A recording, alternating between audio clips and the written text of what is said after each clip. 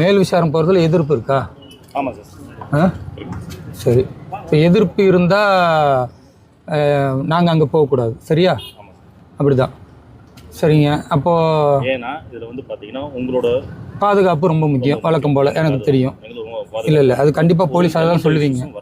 சரிங்க, எல்லா இஷ்யூவும் வரக்கூடாது. சரிங்க, வந்து அதுக்கு தான் வந்து நாங்கள் உங்களுக்கும் பாதுகாப்பு வேணும், மக்களுக்கும். ரைட்டு. இப்போ நான் ஒரே ஒரு கேள்வி எனக்கு புரியாமல் கேட்குறேங்க.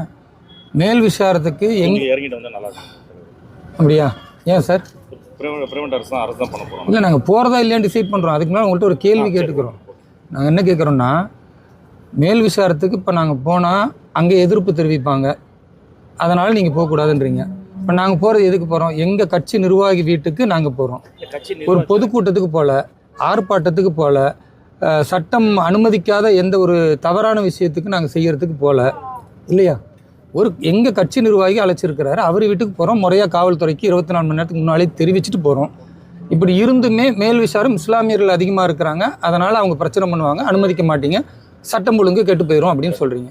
இப்போ நான் என்ன கேட்குறேன் சார், இப்போ ராணிப்பேட்டை, வாலாஜா இதெல்லாம் இந்துக்கள் மெஜாரிட்டியாக இருக்கிற பகுதி. அங்கே வந்து தமுமுக, எஸ்டிபிஐ எல்லாம் வந்து பாபர் மசூதி கெட்டுவோன்ட்டு இந்த டிசம்பர் 6க்கு ஒரு கூட்டம் நடத்தினாங்க.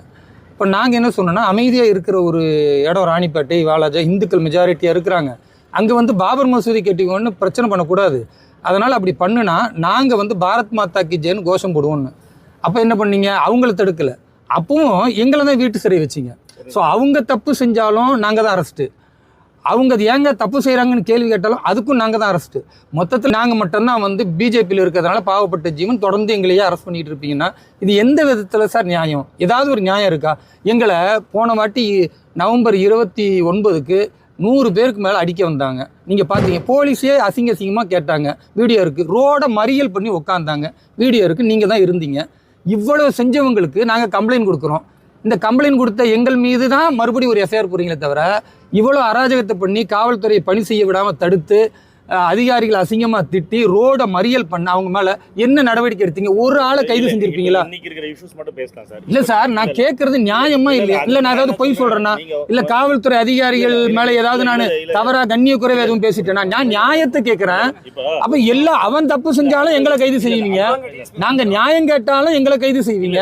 இதில் என்னதான் சார் தொடர்ந்து இப்படியே பண்ணீங்கன்னா அப்போ பிஜேபி இஸ்லாமிய